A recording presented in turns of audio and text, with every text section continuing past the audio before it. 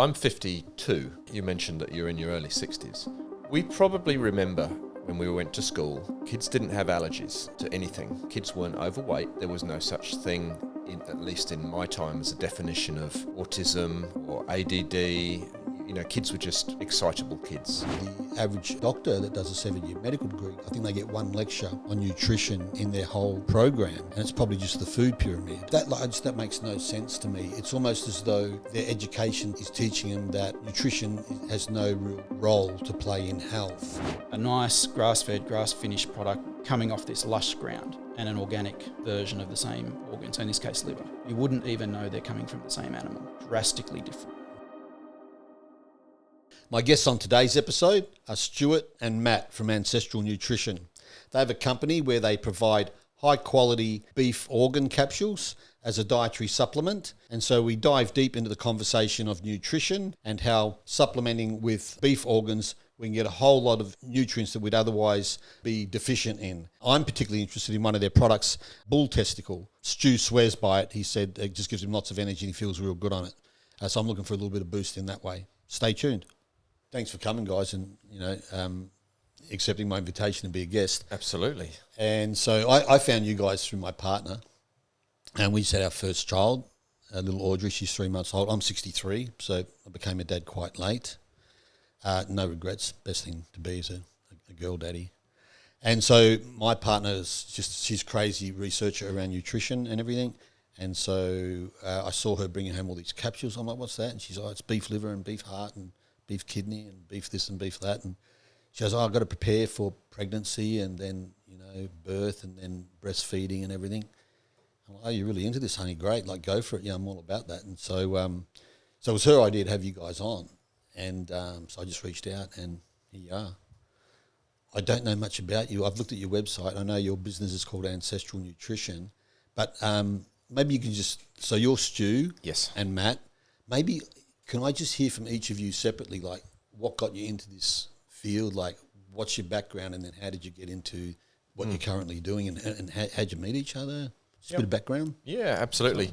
Cool. I'll start with my background. I'm actually a graphic designer by trade, and back in the day, designed websites when websites first appeared. So I've always been in the graphic and marketing space. I had the opportunity to start a business in the health supplement space back in 2009. So that was one of the first natural supplement companies at the time, which then spearheaded a little bit of a category that we now know as, I guess, natural nutrition, natural supplements, etc. As part of that, we supplemented all the educational resources that we had on our blog and Facebook, just at the advent of Facebook, with a podcast. So we decided that we'd reach out to lots of health and wellness professionals in that space around the world, try and learn some things ourselves and spread what we learnt, basically to try and allow people just to become curious and just try and better their health. That was in 2009, and then four and a half years ago, I sold that business on. But in the last 2 or 3 years of that, I met Matt, and he came on board as initially finance and then stemmed further on to advice and helped me with the sale of the business, and understood that his skill set was much broader than I initially thought, and we got chatting and we were on a similar page with our ideas and thoughts and beliefs around nutrition and most other things in life. And we'd been toying with the idea of a business in this space, because we realised, and Matt will tell you in a second, why he decided that beef organ supplements was certainly something to pursue. I've been thinking along the same lines as well from a nutritional deficiency perspective through all the conversations that I've had on the podcast. And so as one business came to a close, we already had one foot in the door with the conception of what is now Ancestral Nutrition, and decided to join forces, and we have opposing skill sets that work really well together, and that's kind of where we started. Over to you. Over to me. So as Stu alluded to, our first meetings was back in his previous business days, and so my training at the time was as a chartered accountant. So I was providing those kind of services initially when we first met, and as Stu said, that grew to be much more than just that side of it. And my sort of foray into the health space started from a personal viewpoint, similar to you in that it was my wife who found out she had the MTHFR gene mutation. And so that was the beginning of the journey to understand what is it, why did it matter? And in learning about that, it opened my eyes quite a lot. And obviously working with Stu at the time, we had lots of resources to draw upon for educating myself around that area. But effectively what happened was, my wife's health was impacted by the MTHFR gene mutation, which in simple terms just means your body's ability to use B vitamins properly is diminished. And that had some flow-on effects. And I've got 2 kids, a boy and a girl. And at the time now, it's a few years ago, but my daughter was about 7 and was playing tennis. And on a Saturday morning, she would be beating all the boys 3-4 years older than her, and she'd be playing the first set and be up 5-love. And then she'd come over to me and she'd say, "Dad, I'm exhausted. I need to stop." And I said, "No," thinking it was just a little girl having a moment. I'd say, "You'll be fine. Just got one more game and we're done." And she would walk back out in the court and not win another point because she had no energy left. So she'd expended all of her energy, and that happened once. Didn't think too much of it, and then this started to happen repeatedly. So I thought, I wonder if this is somehow related to the MTHFR thing that Amy had, and at this stage we were still early on in understanding what it was. So we went to get the kids tested, and it's just a simple gene test to test for it. And the doctor at the time said, "Well, if we know that your wife's got it, and we're going to test the kids, we may as well test you to get a complete picture for the family." So as it turns out, I had the same gene mutation as my wife Amy, and we'd passed on to the kids the most aggressive form of it with the most diminished use of their B vitamins. And so without getting into the weeds, essentially, that reduced ability to use B vitamins impacts energy production, which is why my daughter would get to game number 5 and that's it, I'm done. And so that was my foray into it. And it was through a podcast that Stu shared with me, where I'd finally learned, after it probably would have been a good 12 months, trying to find a natural way to address the MTHFR gene mutation, where I listened to a podcast and beef liver and egg yolks were put out there as the 2 best natural foods to get into your body to naturally overcome these things. So then I went on the hunt for beef liver, and thus begins the journey, because I couldn't find it anywhere. I went to every shop within 50 kilometres of Byron Bay, nobody sold beef liver. There was nothing online. In the end, I was buying a product that had been imported from Argentina. Wow. And I started taking it and it was life-changing. And that was when that's when the moment really catalysed, and we went, what are we doing? There's no good quality beef liver or any beef organs in Australia. Let's do it, because, hey, this is an incredible thing. So that's my foray into it. And great. I love that story. I love both the stories. Here we are today. Yeah, when I asked you guys, I thought one of you was going to say a doctor and the other one was a cattle farmer. And you're an accountant and a graphic artist. I think it's awesome. Yeah. And I love the way you got into it. You had a podcast where you would talk to health professionals from all over the world for about a decade. That's right, yeah. And so you would have got like an education. Huge amounts. Yeah. And so this was back in the day when gut health was woo-woo. It was quackery. Yeah. And you mentioned gut health, adrenal fatigue, mitochondria, any of these terms now that are really pivotal for our health, and you were laughed at.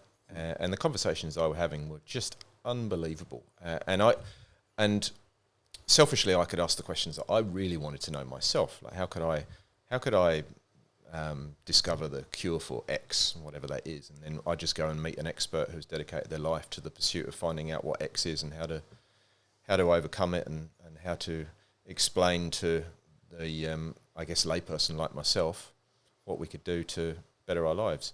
And so in every single walk of life, health, wellness, human performance. So whether it be mindset, weight loss, gut health, brain health, all of the above. I've got a conversation there, like a back catalogue, which is just so valuable to me. But it taught me a lot, and it taught me to be super curious. And it also taught me that we're all so very, very different, and so we need to try these things ourselves and not take other people's word for it, and just see what happens.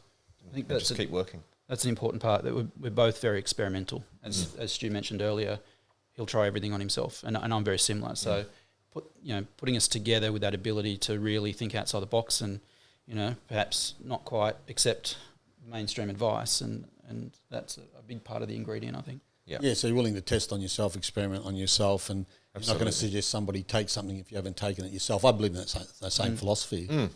And so in all those conversations that you had on your podcast, Stu, around health and wellness and all the rest of it, how much of those centre around diet and nutrition? How much do you think, what percentage? Oh, a good chunk. I would say 65% were related in some way, shape or form to diet. And we mentioned before we started recording that we come at it from a nutrient deficiency perspective, because I think that the body requires a set number of nutrients, like the building blocks of life, to function properly. It's very easy to not access everything that you need, especially with a modern day diet, which is devoid of so many things. And ultimately the puzzle of life is to try and figure out which pieces are missing.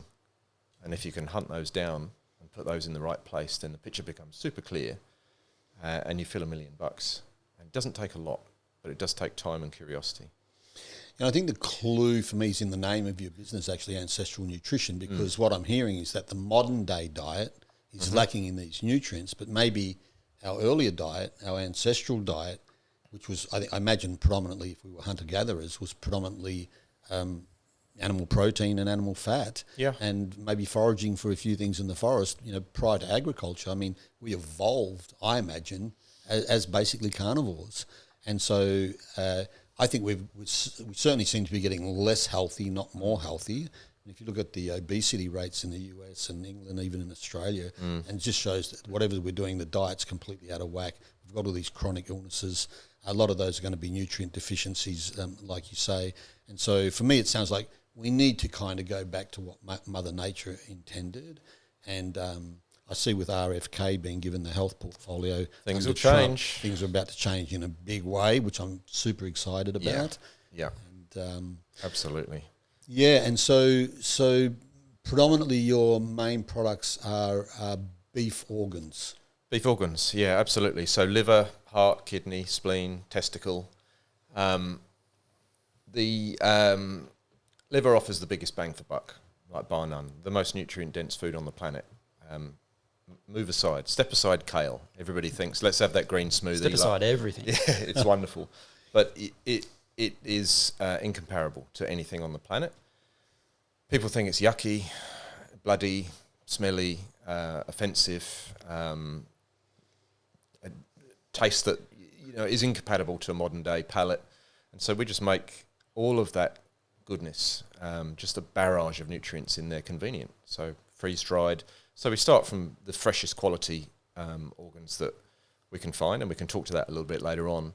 But ultimately, it's freeze-dried, so very minimal processing, literally. The moisture is removed, it's milled, so ground down into a powder, and we put that in a capsule.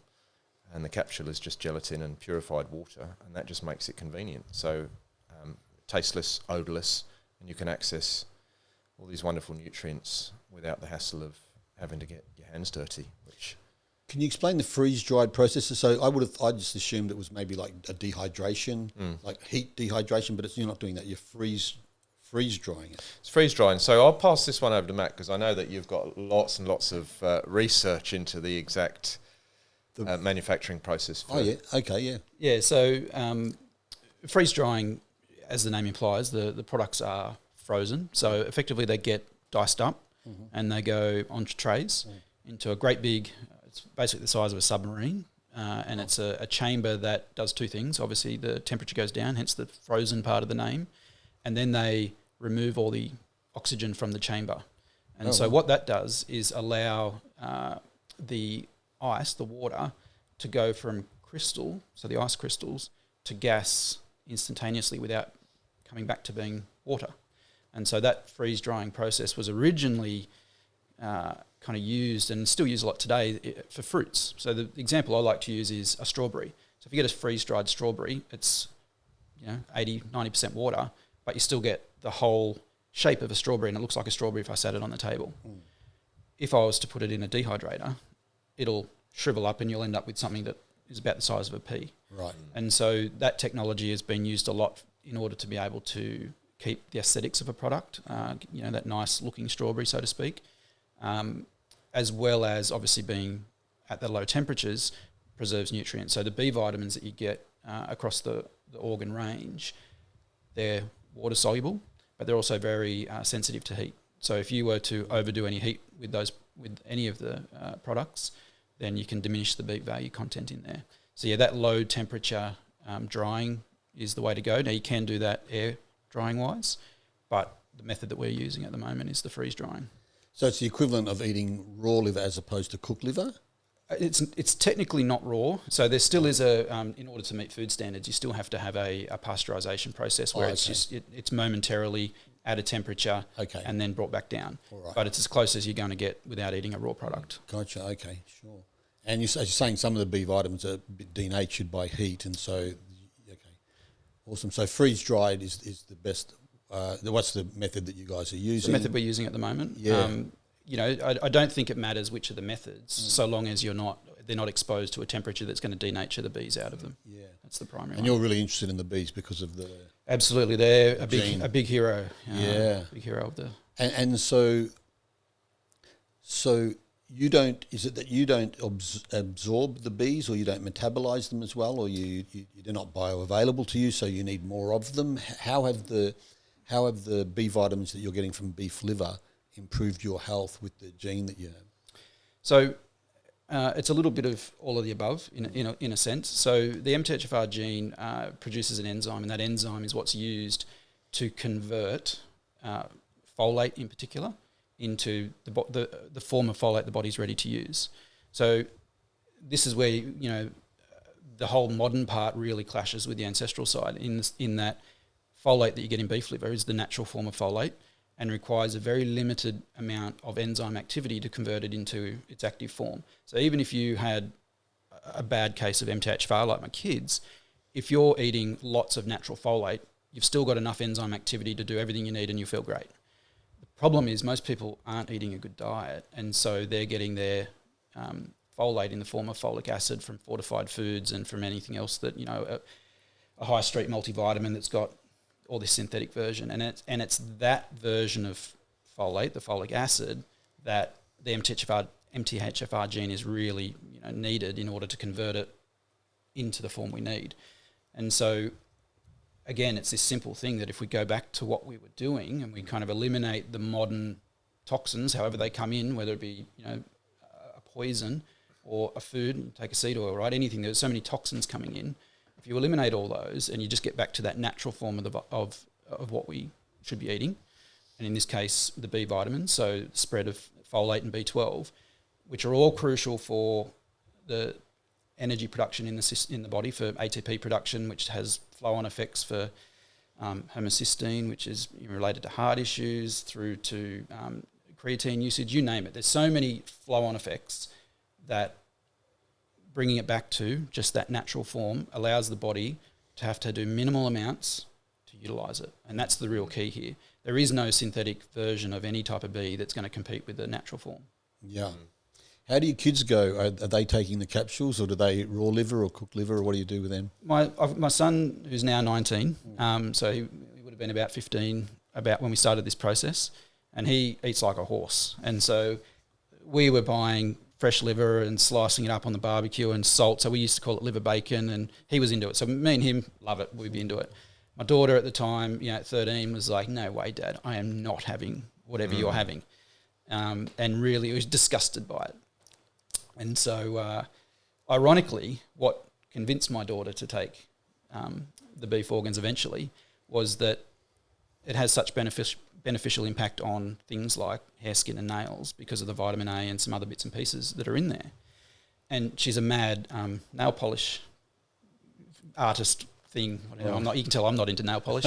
And as a result of doing all that nail art, their nails deteriorate and they get pits and holes, and they get weak nails and the like from all the chemicals they're putting on there.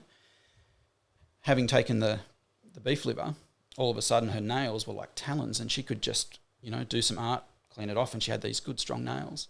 And so all of her little girlfriends at the age of 16 all figured out that if they took beef liver, they could do the best nail art. And ironically, that is the thing that got my daughter to take it. She's now enjoying all the benefits of that, I was trying to tell her about.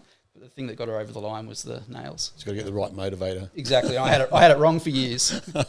My acupuncturist, who's a Chinese doctor, her two boys, I think they're like 7 and 5 maybe, they just chew on raw liver and have done since they were babies. They just got them onto it when they were young. Yeah. And, they get, organic, good quality beef liver and just sliced off, and these boys just love it. I've seen them eat them.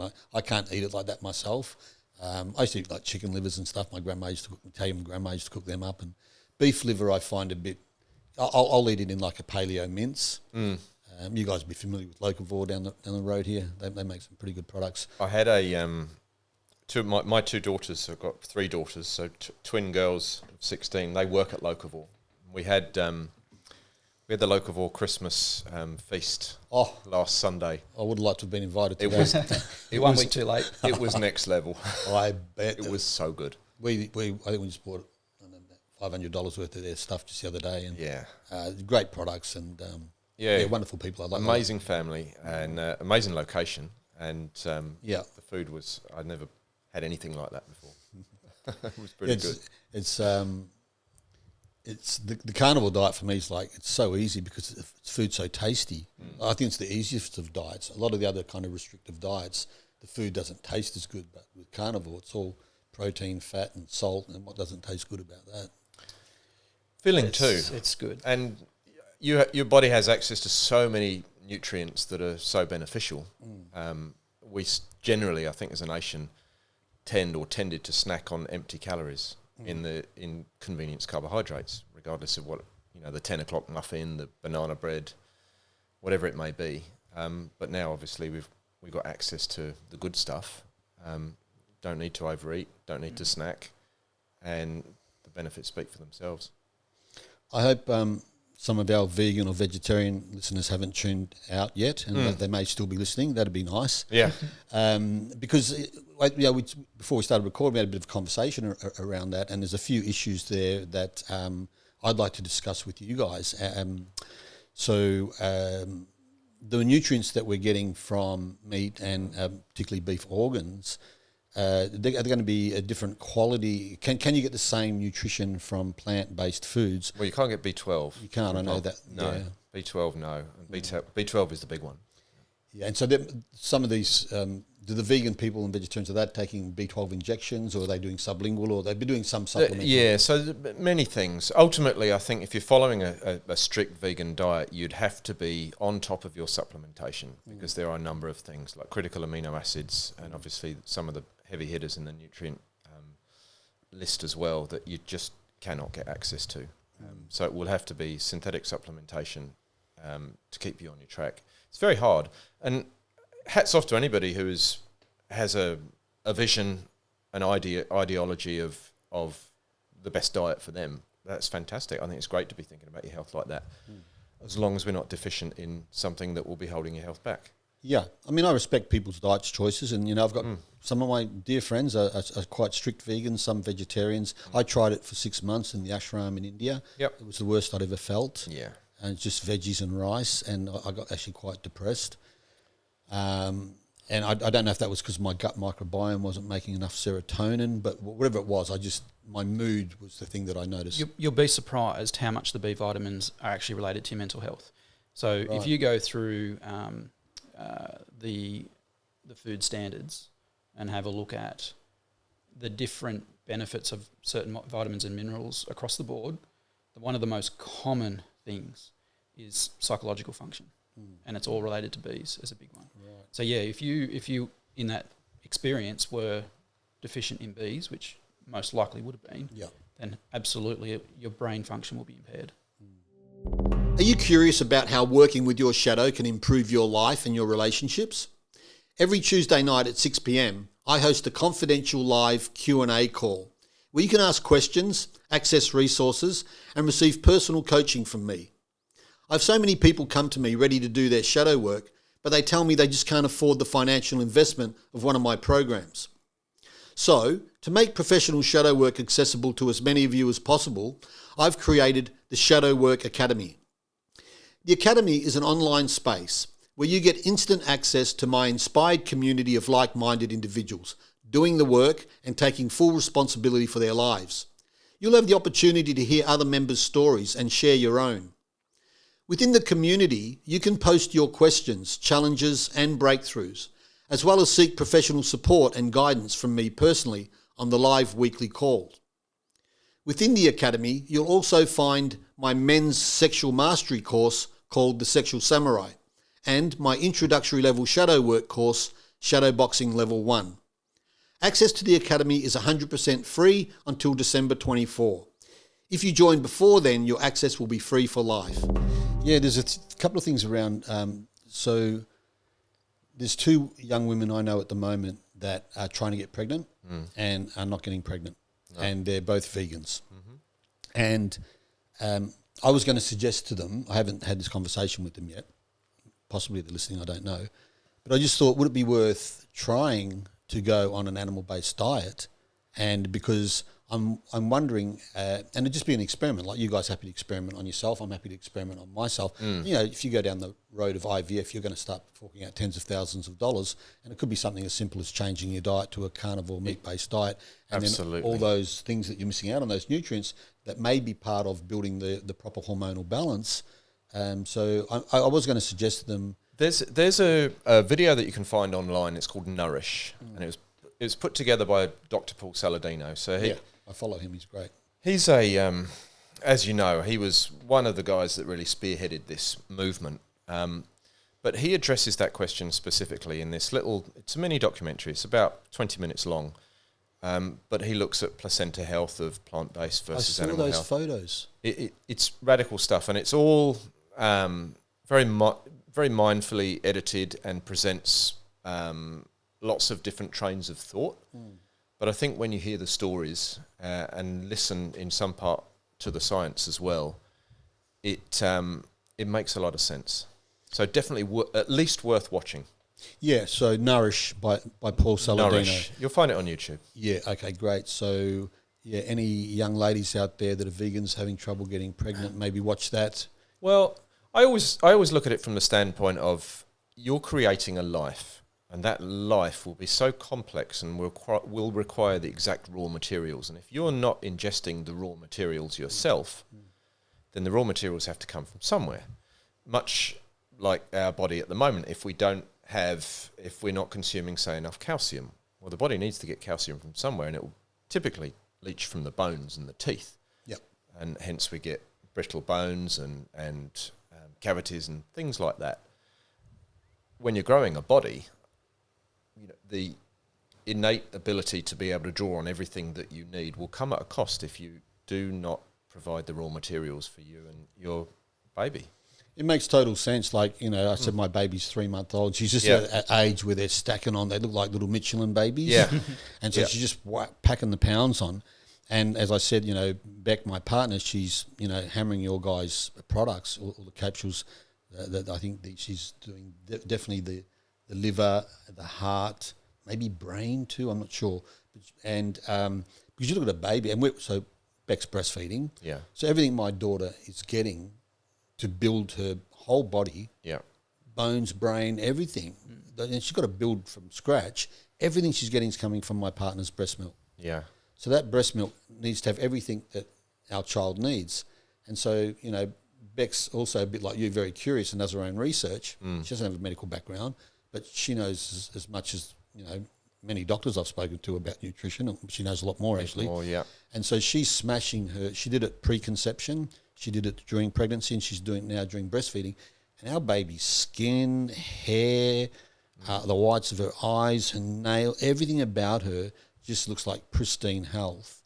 And I'm like, that's all coming from her breast milk. And her breast milk is made up of what she's taking in nutritionally. So when you see it like that, it's very easy to make the connection that the building blocks of every part of a new human that's being built Yes. has to come from the diet. You are what you eat. We are what we eat. So imagine then if you change that for a standard Australian diet where, typically whatever it will be, bag of Doritos and Maccas and everything under the sun and sugary drinks. Well, your body has to make something out of that. Yeah. Good luck. Do you know an experiment that, in hindsight, I wish I could run is, so my son just had his wisdom teeth out and I had mine out when I was about the same age. And having listened to Dr. Stephen Lynn, who's a dentist who is very much in this space, that make the argument that if we were using our jaws properly from an early age, when everything's in development and things are moving around, we would have actually developed a jaw capable of using our wisdom teeth and not needing for them to be taken out. And my little simple logic test on that is, if you go back 100 years ago, everybody had wisdom teeth, but I don't recall them being taken out for every person in the world. So something changed, and I'd love to run that experiment with my son Jack, have him chewing good hard things from a really early age, just to see would it have made a difference.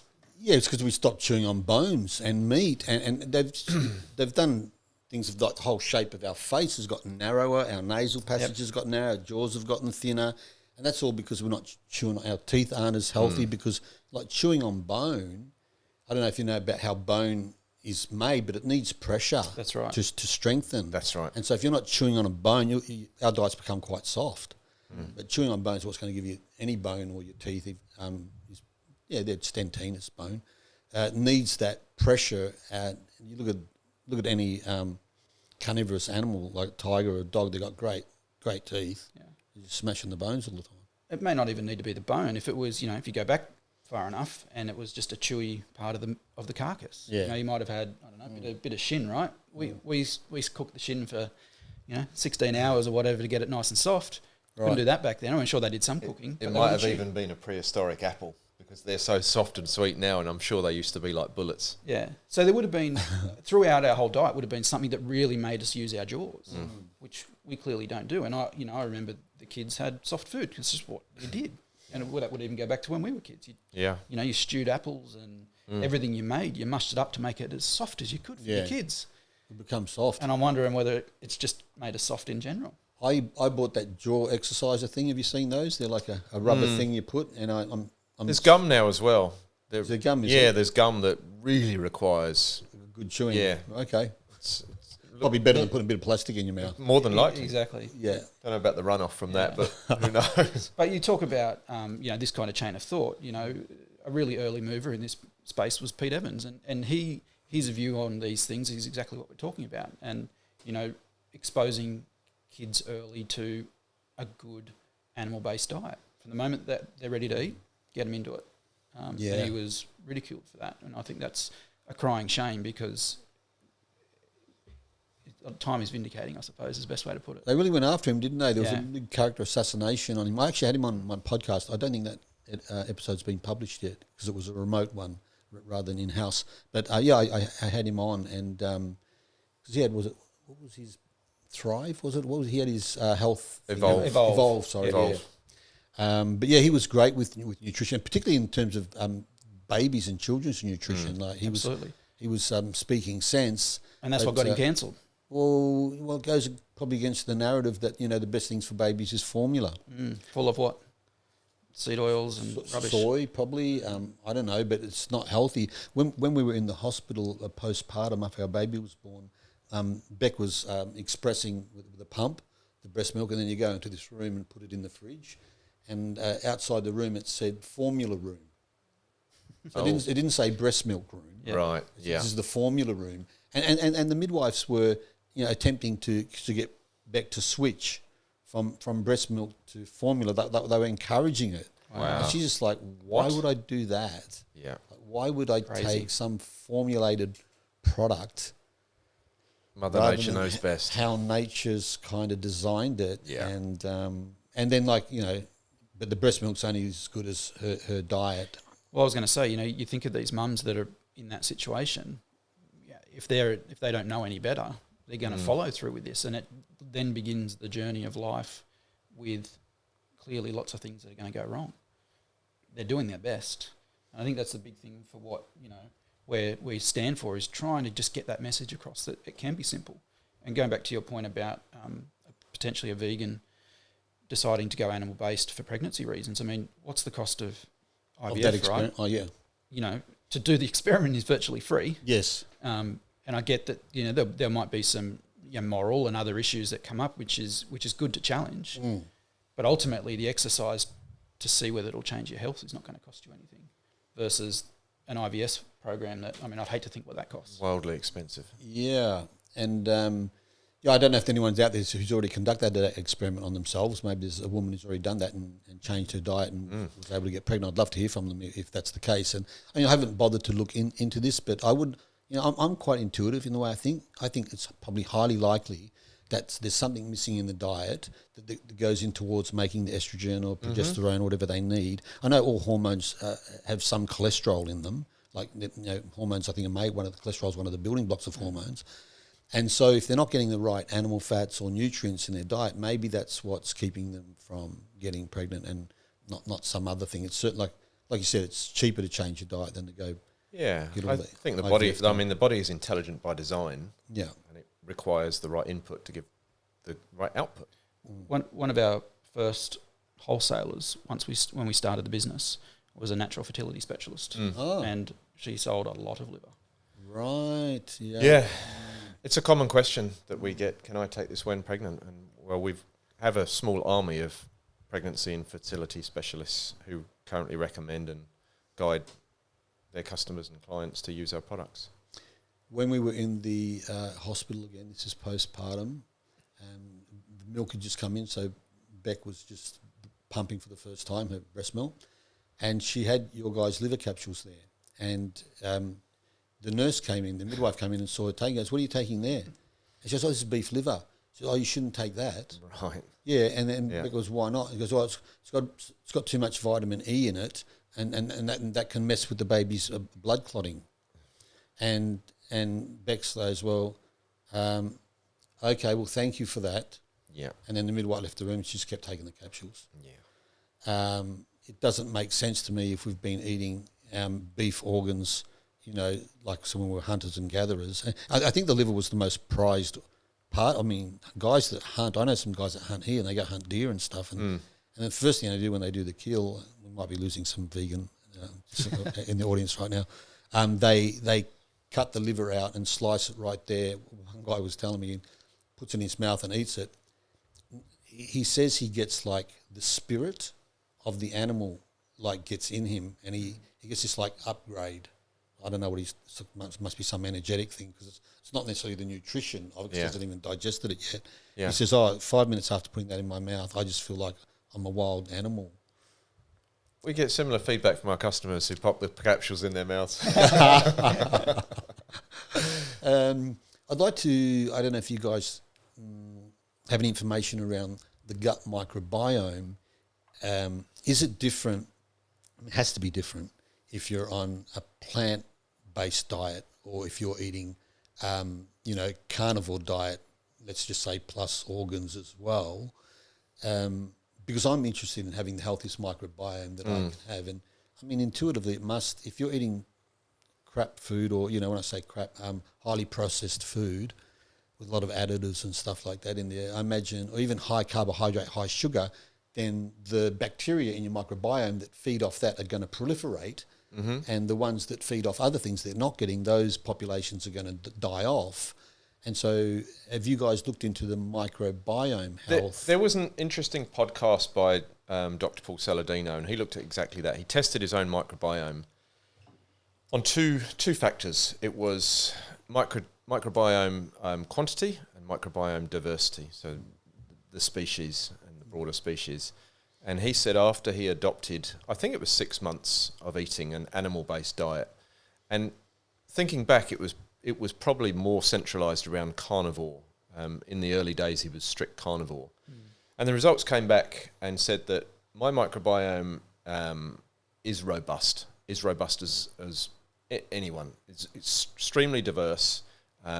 the quantity of microbiome, or the gut flora, I guess, for want of a better term, is huge. And that was the only test that I am aware of where carnivore diets and microbiome are concerned.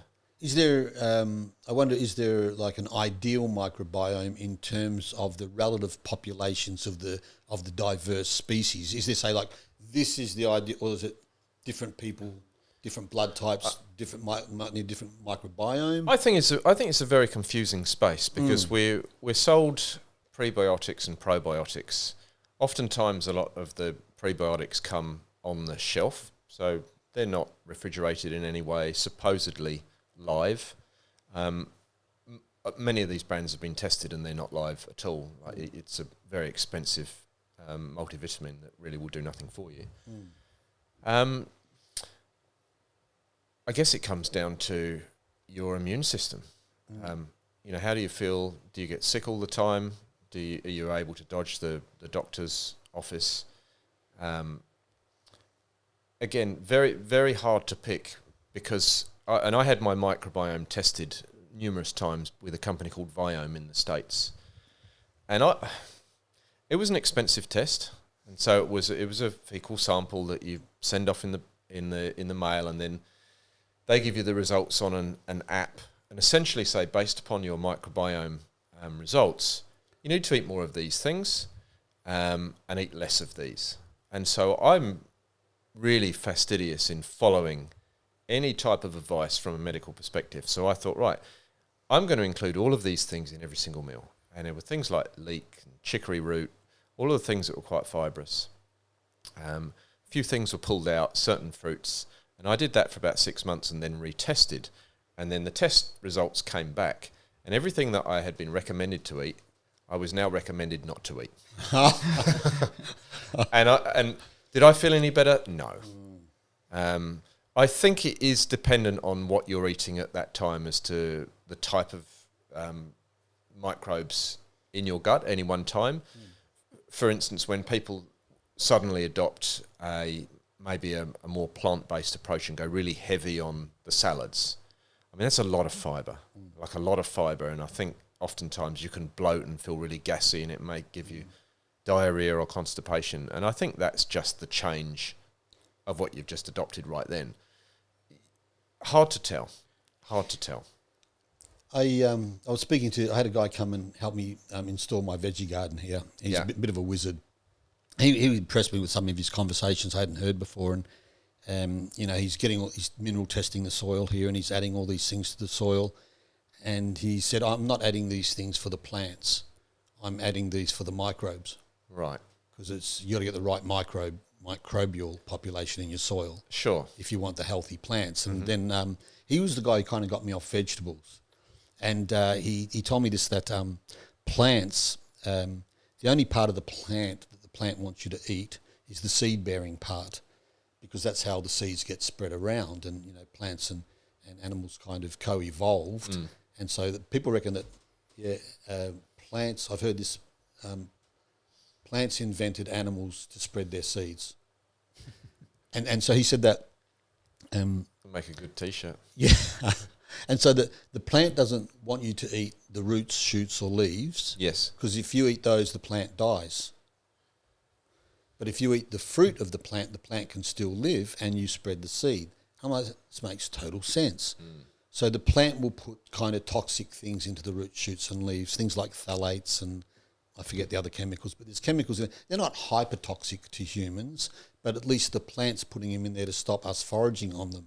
So when I heard that, I'm like, and I used to eat tons of spinach and kale and all this stuff thinking it was healthy for me. And like you said, I just had a bunch of flatulence and, diarrhea and stuff I didn't want to eat, but I thought I was doing the right thing. And now I eat almost zilch. I got a veggie garden, but all those veggies go to the chickens, and I eat the chickens' eggs. And the yolks are awesome. And remember the way that we treat our plants these days as well, because very few of us, I think, can afford to eat a truly organic diet, irrespective of what our beliefs are on organic, and we can talk to that later on as well. But if your broccoli is sprayed with herbicides, pesticides, whatever, we don't know, you can't rinse that off. Like, you just can't. And as a family, we're a family of 5. We don't buy organic because it's too expensive right now. And I know that if I'm preparing my Sunday roast and I've got some broccoli and cauliflower and peas and greens and whatever it may be, I mean, that will get rinsed under the tap. What's the toxic load? What's the burden on my body from that? I don't know. But I would hazard a guess when I see pictures of the guys spraying the crops in hazmat suits that it probably isn't good. Yeah. It's like a Homer Simpson skit. It doesn't make sense. I mean, I get, hugely profitable. But there's also the breeding of the vegetables and even the fruits. They don't resemble what we would have eaten 50, 100 years ago. Yeah. You've now got these highly modified, bred to give a specific characteristic that is beneficial for palate and profit at the supermarket. That's a big part that I think about as well. I had a really interesting conversation with a guy called Dr. William Davis, who goes under the title of Wheat Belly in the States. And he's an expert on this anti-grain movement. So remove the grain. He wrote a book called Grain Brain. That was Dr. David Perlmutter. But they're in the same space. But essentially, he told me about modern-day wheat and how even as much as 50 years ago it has been radically changed through hybridization, which essentially means that wheat now has been genetically modified to be able to grow underwater. So in areas of low-lying countries that are subject to floods and monsoons, etc., you can still harvest wheat there. And it has been genetically modified for its height, so it's easier to harvest. There were a number of different areas that we had adjusted through this modification to make this very, very high yield crop that essentially is so alien to our bodies now. It has I think it was 10 new enzymes that didn't exist 50 years ago. But now what we're seeing is celiac disease, gluten intolerance, insensitivities, autoimmunity through the roof. And I was thinking about this the other day because I'm 52. You mentioned that you're in your early 60s. We probably remember, or still remember, I mean I do, I can't speak for you, but remember the time when we went to school, kids didn't have allergies to anything. Kids weren't overweight. There was no such thing, at least in my time, as a definition of autism or ADD. Kids were just excitable kids, high energy. But now, skin issues, gut issues, weight issues, anxiety issues, depression issues in teens, it's just unfathomable. Where did this come from? It has to be coming from somewhere. And I would hazard a guess to say what we put in our mouth will have an impact in some way, shape or form in all of those areas that we just outlined. If I'm going to get dietary advice, now this is part of the reason I wanted you guys to come on, because I had a feeling that you guys would have done your homework and that you're probably very interested in nutrition, hence your company, and so you probably guys have done a lot of reading and a lot of study. You've talked to guys for 10 years, and I know that the average doctor that does a 7-year medical degree, I think they get one lecture on nutrition in their whole program, and it's probably just the food pyramid. Yeah, and so that makes no sense to me. It's almost as though their education is teaching them that nutrition has no real role to play in health. It's almost what it's saying. So if out of a 7-year program you get one lecture on nutrition, that doesn't make sense to me. I see it the other way around. I think start with diet, like health. Like diet has to be the bedrock of well, I think it's the cornerstone. One of my twin daughters, Grace, has ulcerative colitis, so inflammation of part of the bowel. Yeah. And she was diagnosed with that, we think perhaps through a parasite that she picked up when we were on holiday in the tropics years ago. But she had to go to Brisbane Hospital and have the scope, and then we had the results, and we had the gastro team that came and speak to me. And I was deep in the weeds of nutrition at the time and had the podcast running full bore. So I had access to a lot of people. And they said she has colitis and she's going to be on lots of drugs. And I said, well, tell me what we need to do with her diet. And they said, well, it doesn't matter what she eats. And I'm thinking, you've got to be kidding me. It doesn't matter what she eats. She's got a gut disease and she can put whatever she wants in there. And I said, she can eat anything? And they said, yeah, absolutely. And so I just said, thank you very much. And then I jumped online and sought out 2 of the best experts that I could find in the world on Crohn's, ulcerative colitis and gastrointestinal disorders, and had them on and had fantastic conversations. And they said it totally matters what she eats. You've got to be crazy. And so we put her on the time at almost a pseudo paleo diet, and we made this elemental shake that had glutamine and collagen and a whole heap of other things. And 6 weeks later, the doctor said, you know, she's looking really good. Like, I don't know what you're doing, but just continue doing that. And her meds were reduced to virtually nil. So it's just another example of it. We need to be curious. Yeah. And I know that oftentimes people in the medical industry are doing the best that they know. But the powers that be, perhaps behind them, have vested interests in their own right as well.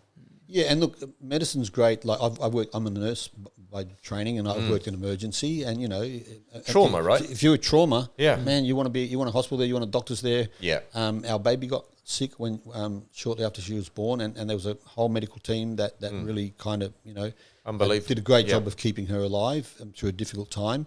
And so I've got a lot of faith in the medical industry, and particularly strong on trauma and resuscitations, things like that. You know. But in terms of chronic illness... Yeah, preventative. Yeah, you want to be proactive and not reactive. And, you know, I look back at 30 years being a nurse and, you know, I say I worked in healthcare, but as I look back, I'm saying I think I worked in sick care. Yeah. Because I only ever worked with sick people. I didn't work really with healthy people. And healthy people are the ones not showing up in the hospital. Yes. And so... That's just changed my views on things, even though, you know, when I was a nurse, I was just, you know, given the meds and doing whatever I was trained to do. And looking back, I can see, well, you know, could have done things a lot differently. And, you know, certainly in terms of my own health, I'm more like you, curious about, well, what are the alternative approaches to the ones offered by like I said, if a doctor's has one lecture on nutrition, I'm not going to take my nutrition advice from the doctor. And I've worked with these people on night shift. And the foods they bring in to eat, doctors and nurses on night shift, it's like... I still have a picture of Grace's hospital meal on my phone, and it was disgusting. Oh, yeah. None of the food in hospitals is actually made in the hospitals anymore. Hospitals don't have a kitchen. It's all come in on a truck, and it's all hyper-processed food. It's like junk food. Yeah. I saw that when our baby was born, what they were offering Beck as a meal. We had... You know, friends bringing in organic bone broths and things like that, and just eating all our own nutrition because we wanted our baby getting good quality breast milk. And so yeah, like I just don't think it's their strength. The healthcare system doesn't take diet and nutrition seriously, and it's a shame. And I think it doesn't do any good for their credibility or reputation. I'd want it to start in the schools. I'd want the children to be educated in terms of how to feed yourself, how to move. We spoke about our youth at school. I remember physical education. Like, it was physical education. We were climbing ropes and pull-ups and push-ups and sprints and all of this kind of stuff, and we were doing that every day. I don't think that happens to that extent now. And I'd love to get in front of the kids and start talking about the fundamentals of food and try and fix it from the ground up. Because I know what these kids eat, and I know that a lot of the things you can't even bring into the school now because there are allergies. You can't bring an egg in. You can't bring nuts in. And a lot of this, you know, you talk about schools, and you're talking about hospitals. You're talking about government bodies. And the bureaucracy that overlays government bodies is horrendous. So I actually worked for New South Wales Health for a little while in the finance department many years ago. And so I was exposed, at least to a degree, of how the system operates. And there's no doubt that you witness bureaucracy on a scale that you can't imagine, and you've seen it, right? So instigating change through there, you know, I look at that and go, I feel like that's almost impossible. You know, it's got to start somewhere else, and perhaps the RFK stuff that you talked about before. If there's somebody from shouting from the rooftops a new way, it'll filter down. I look at it, you know, a lot of our customers, your partner, my family, what it did to my health.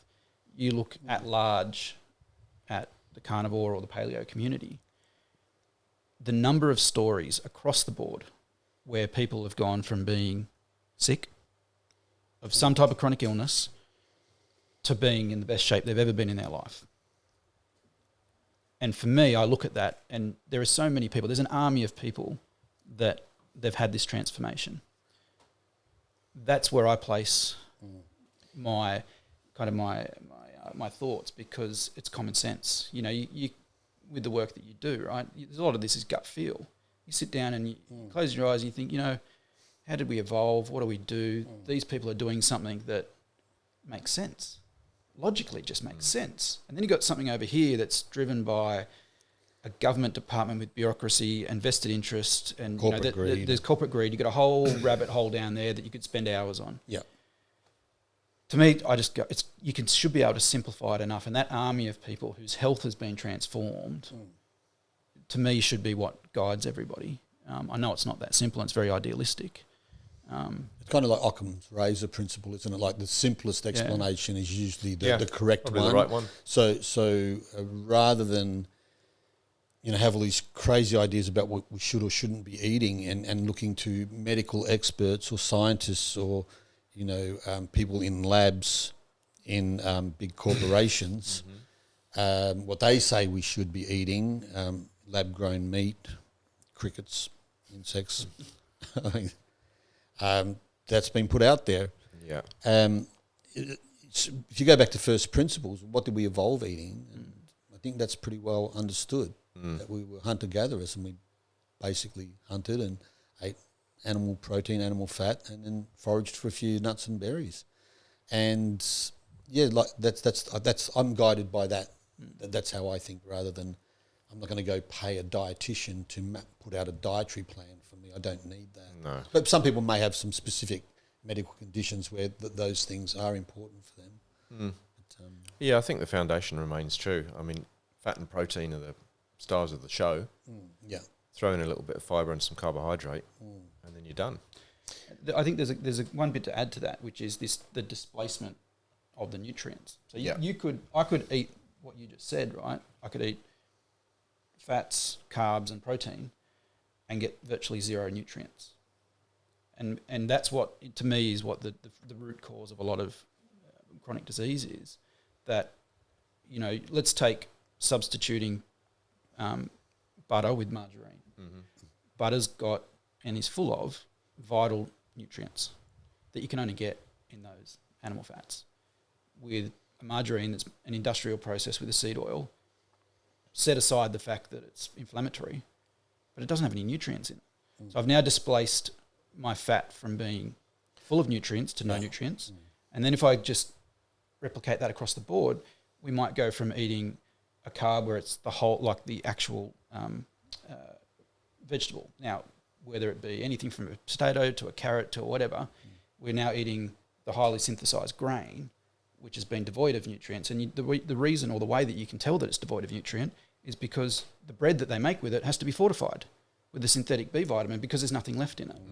And so if we say, right, let's replace all of the natural carbs, so the fruits and veggies, with these processed versions, do the same with your sugars. So instead of having honey that comes with all the bits that come with the honey, we now put on a table sugar.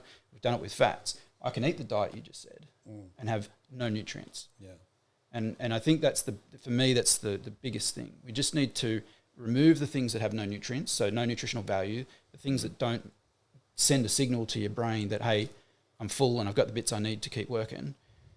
It's only wonder that people who eat, you know, the way Stu said, but with devoid of nutrients, you know, they get to work at 11 o'clock, they're already hungry. 3 o'clock, they're ready to fall asleep. Yeah. You know, the first principles, keep it simple. It doesn't have to be hard. It's so important. Bollocks. And that's the next subject. Yeah. Bull's testicles. Aha. Yeah. Not bollocks what you were saying. No. Bull's testicles. You mentioned bull testicles. Love it. Let's talk about them. They're Is it a source of testosterone? bioidentical testosterone? It has trace amounts in it. It's Okay. not. It's not going to give you. No, you will fail a drugs test. So if you're a pro athlete, you'll fail a drugs test. So there's enough in there that it'll trigger that. All right. They don't actually test for quantity. They only Right. test for presence. Positivity. Yeah. So yes, there's small amounts in there. Is it like all the steroid junkies? Nothing like it. There's nothing like that at all. But my favourite thing about it is that I love the powder. It's very nutty. Very nutty. So that's one of your products, right? You do the bovine testicle. It is. That product's called Primal Body, and it features 4 sex hormones in there. There's a natural stimulant.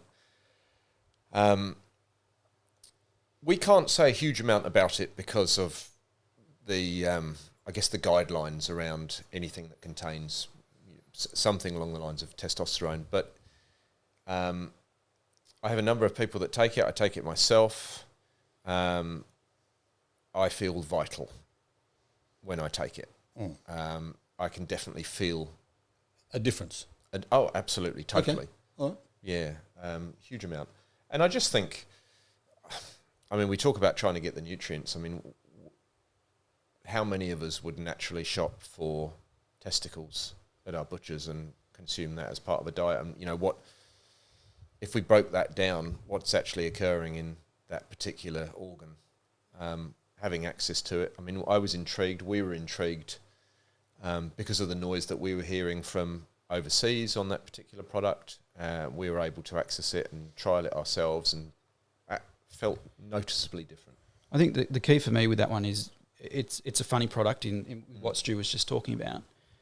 It's got things that are present in it that they do signals to the body. Yeah. And I think that it's not about, has it got lots of something in it, hormone or whatever X. It's the fact that what does is in there triggers a signal in the body.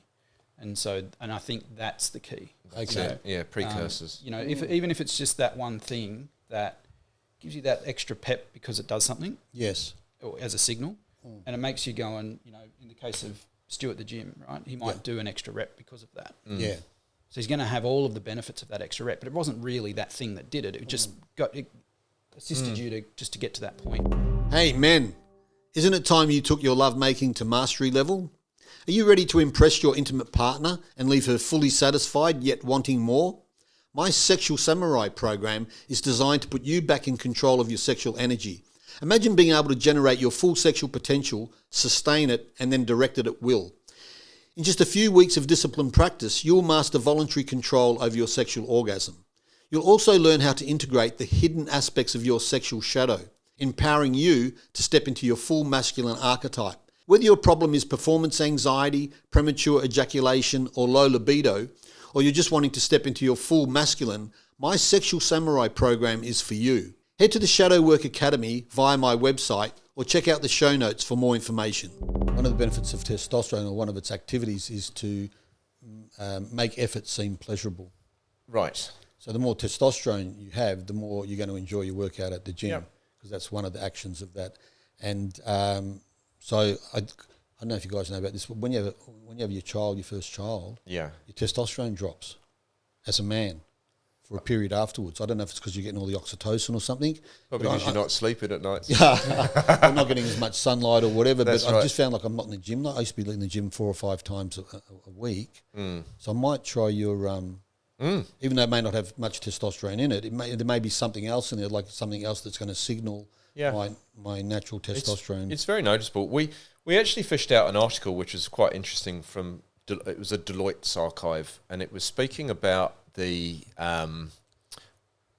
warriors in Roman time used to feast on testicles before they went into battle because it made them feel vital and strong. And I didn't talk to any of the specifics there, but I just thought it was an interesting thought.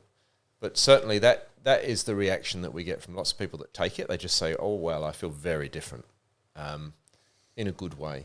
Yeah, I've got lots of anecdotes from my friends in the gym that I won't get into now, but it's just like, I want to keep on that. I'm normally quite skeptical on supplements. I've taken lots of supplements over the years, and 90 to 95% of them, I can't feel a discernible difference. It may be doing me good, but it's not something that's real obvious. The one supplement that I did start taking that I noticed a real big thing, I don't know if you guys have heard of this, but is NAD. Yes. Yep. Yeah. I've tried NAD. Yeah. Did you try the infusion? No, I didn't. It was too expensive. Yes. But the issue that I have with NAD Yeah. is that it is like its goal is longevity, ideally. It has quite a few. It has a lot of gold in it. It also blocks cravings. Yep. So does protein and fat. They block cravings. Well, you won't have cravings because you're... But alcohol, cocaine, sugar, nicotine. Like Don't know. NAD blocks cravings. I started taking NAD because for anti-inflammatory, anti-aging, energy. So NAD is part of the energy production in the mitochondria. And as you age, or if you have inflammatory systems in the body, your NAD level drops. And so you make NAD out of B3, out of niacin. Yeah. And so I thought, well, I'll try this NAD. You know, some guy went up to Brisbane, had a 4-hour infusion. Yeah. Next day, I was walking around like a 21-year-old, you know, in terms of energy. Yeah. It was right after I had COVID and all my brain fog went away. I had lots of energy. My libido picked up. It was a real game changer.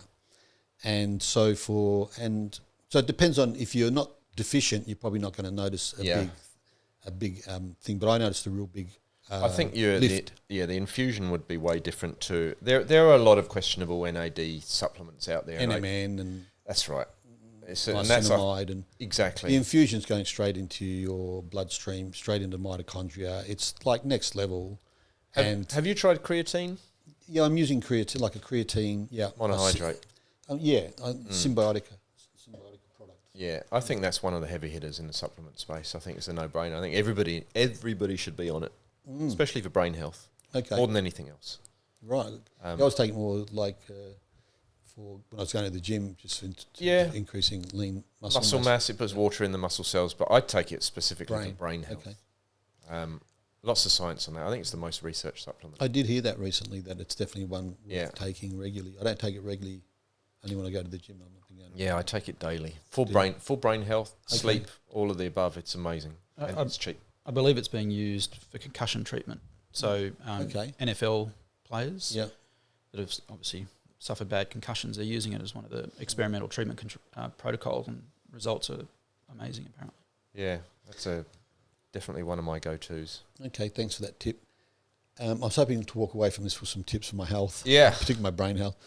Well, if you want to have wicked dreams, creatine does that. Okay. I know it might only be an experiment between us two. What sort of wicked?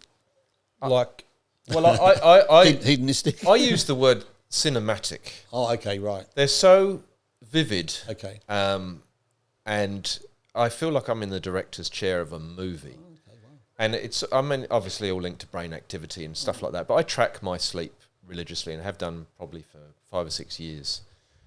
And I look at the ratios of REM, light, deep, awake time, resting heart rate variability, all of that kind of stuff.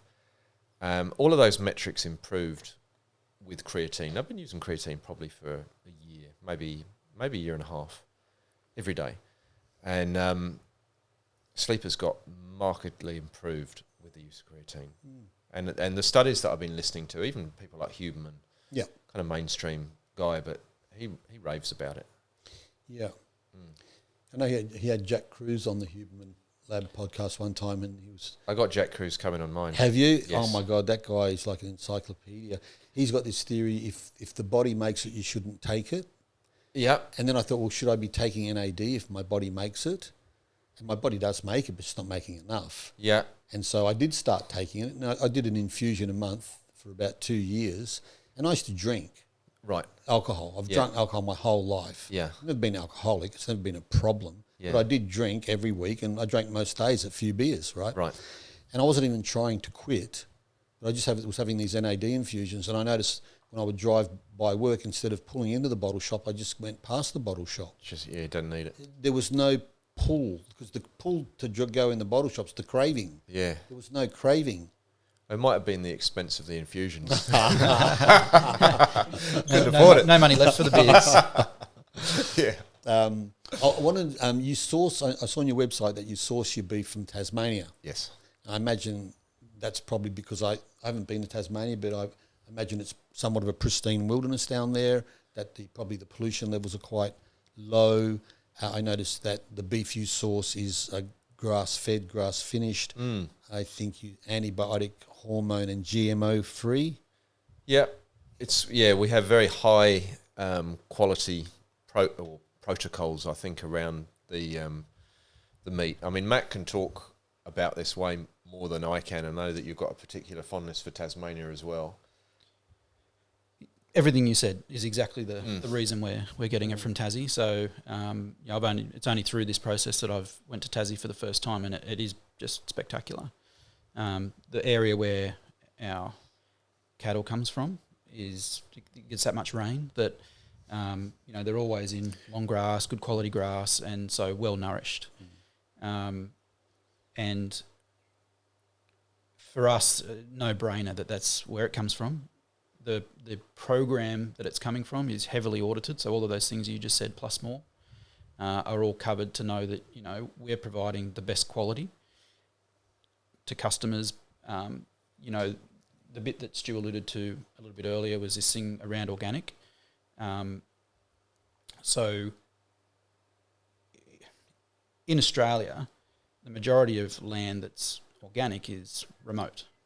So you may have pockets of not organic that's not remote, but the vast majority is. And so if you're, I believe this is the case for both the meat you eat and obviously in particular the organs, traditionally it's going to be those remote places in Australia where there is nobody around, which is why they're organic. And as a result, there's less grass, and so they're usually running a drought master breed cattle. So the question that I have, and I'm in the middle of doing a lot of research around this, is, well, what's the quality of that cow, and in particular its organs, compared to one that's farmed in a predominantly regenerative way down in Tassie with good feed? Now, what I can tell you is that we've had sourced both. So a nice grass-fed, grass-finished product coming off this lush ground, and an organic version of the same organ, so in this case liver. You wouldn't even know they're coming from the same animal. Drastically different. Knowing that the vast majority of these cattle are most of the organic ones are most likely coming from areas with sparse grass coverage, disregarding all of the politics around organic and all the other bits and pieces, I just look at it purely from the animal's point of view. If it is only eating the grass that it can find and there's not much around, it's like us being in a state of starvation, right? What's it doing to our organs? And I wonder whether the quality of an organic organ is actually good. I can tell you now they're very different when you get them in real life. Nothing alike. So for us, that lush green grass that's naturally occurring down at Tassie with a lot of those good farming practices, I think is key to high quality product, but also a testament to why the results are what they are, because it's so damn good. I wonder how cows are able to get all this like amazing stuff into their liver when they seem to be predominantly eating just grass. But then I thought about this. I thought, well, they're probably also eating tons of insects, because grass isn't just it's got like all sorts of things on it, doesn't it? Like beetles and caterpillars, and so it's not like they're vegetarians. Cows aren't necessarily vegetarians. No. The percentage of their diet is animal protein, and it's probably mostly insects. And so it's amazing that just eating a few insects and grass, they can produce this like highly nutritionally dense beef liver that's got everything in it that we need. I never thought about that. Yeah. I will think about that tonight in my dream, in my cinematic dream. Non-GMO. I know that cattle are vaccinated. And I know that in New South Wales, they're talking about introducing mRNA vaccine into cattle. And when I saw that, I was horrified. And I think the reason they gave, and this is the government's website that's promoting this, and that I don't think they've gone ahead and done the inoculation yet, but they're planning on doing it, and they're doing some studies into it or something. And the idea was, I'm pretty sure one of the diseases they were trying to eradicate we don't even have here, which is foot and mouth. Yeah. I Bovine. think another one was a lumpy skin or something. Yeah, like that's that, right, or bovine, and they're in Indonesia, but that's way too close. So we have to inoculate all the cattle with mRNA. Now that's no longer a GMO free source because those vaccines are genetically modifying the animal, and so I'm sourcing my beef at the moment. Like when I source my beef, I go to very small boutique farmers and who butcher their own, and I ask them about what vaccines are their cattle getting. I think some of them I'm okay with, but once they start getting into genetically modified things, I kind of get a bit prickly there. And so, hopefully the stuff you're getting from Tassie's.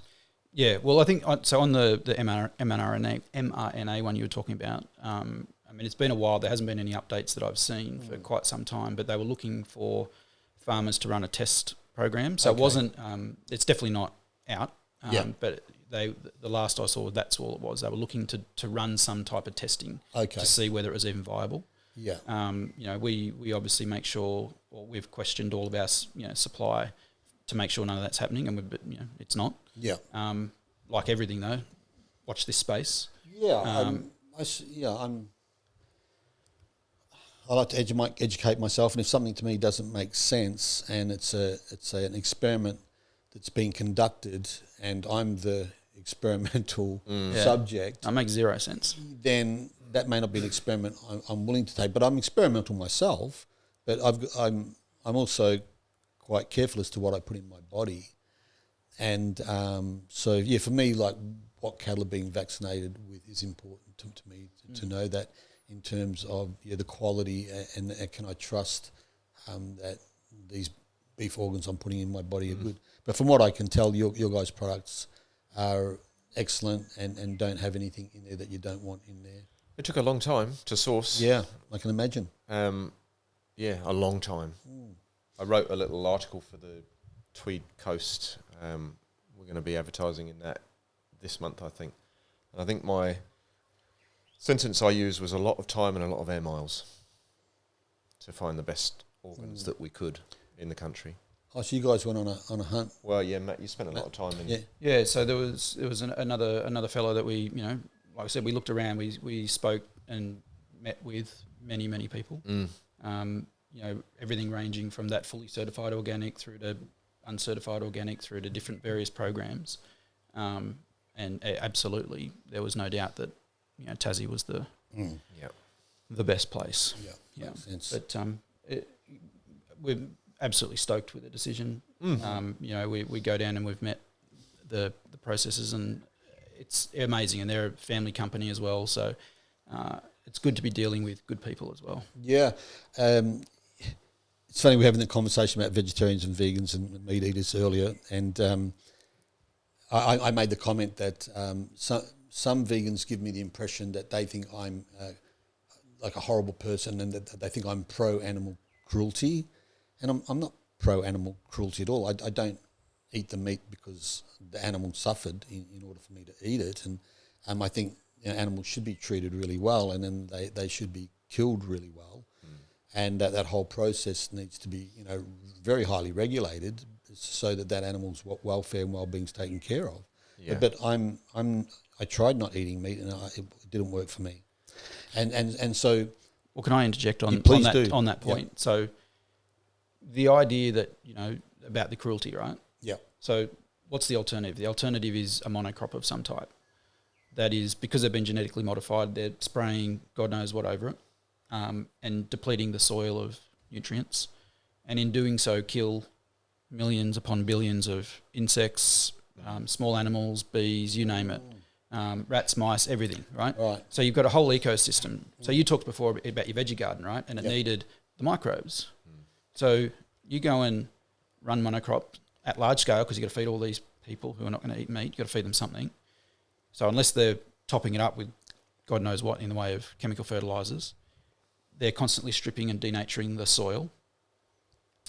And in doing so, killing many. Now, I mean, I look at it the way you do around the meat, but the life of a cow versus the life of take a mouse that Yeah. died in the paddock, right, from the spraying or the whatever. Like, are they different?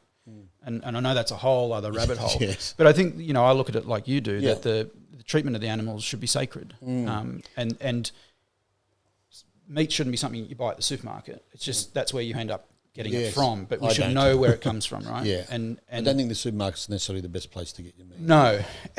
But in reality, that's where a lot of people That's are what going a to lot get of it. people do because they live in cities. But so- but there'll be so many people that don't know where it comes from apart from Yes. the packet. yes, right. And I think restoring that connection back to the sacredness of this animal and why we're killing it, and that precious treatment of the animal, it's a very different shift in mindset. Yeah, it's. I think it's a tricky conversation, but a death-free food system does not exist. Yeah.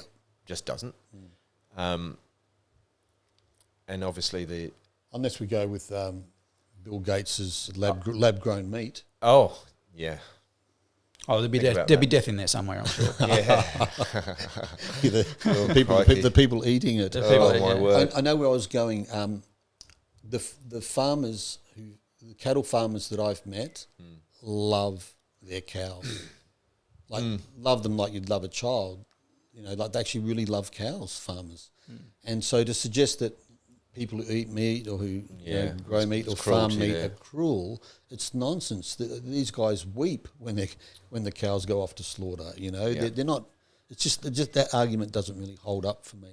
Yeah, we wrote a quality assurance page on our website, and when you have a look at all of the dot points there and how they reference the certified humane and all of the other areas that our suppliers cover, it's pretty clear that we're ticking all of the boxes. The farmers are ticking all the boxes, and we're doing the best that we can, given the area that we do business in. Yeah. I know you guys have got something else on, so I don't want to hold you up. That's okay. We won't go here this time around, but cow farts and climate change. I was going to go down that rabbit hole next, Yeah. but we can cover that another time. That's right. No, let's do a round two. Yeah, I think that'd be a great idea Yeah. because there's so much more in it. I think so. There's so much more meat in it, isn't there? I see you guys got your T-shirts on, but for those who aren't watching the video, people wanting to find your products, where would I send them, or where would they look? So a couple of places. So you can jump online to the website, which is ancestralnutrition.com.au. You can search us on social. We have the tag on Instagram, ancestral_nutrition, or Facebook, Ancestral Nutrition. You'll find us pretty much anywhere, or just pop into Google, and our results will be displayed on page 1. That's where we are. Awesome. Well, look, I'm really looking forward to trying the sample of beef testicles. Coming your way. Awesome. I think we've already got all your other products. Yeah. It's the one we don't have because it's my partner that's been buying them, and she probably has okay. no need for beef testicle. All right. Yeah. I would, if you do let me know, we'd have it outside in a special box for you. Awesome. You guys both look like a picture of health. What are your ages?